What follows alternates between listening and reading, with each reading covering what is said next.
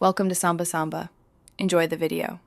In this video, I will explain how to study history in Class 9 step by step.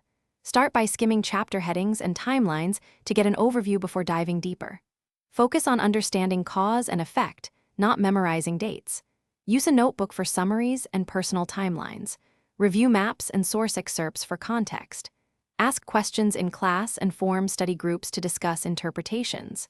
Keep sessions short and regular to retain information. In this video, I will help how to study history in Class 9 step by step. Read actively by asking who, what, when, why, and how as you study each paragraph.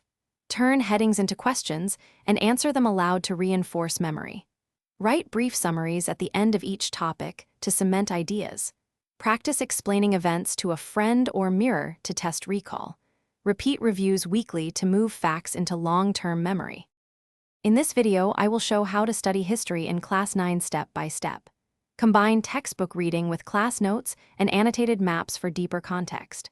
Work on sample source questions and explain evidence plus interpretation in full sentences. Make short revision sheets for each chapter to review before tests. Join a study group for discussion and feedback on tricky topics. End each week with a quick self-test to track progress.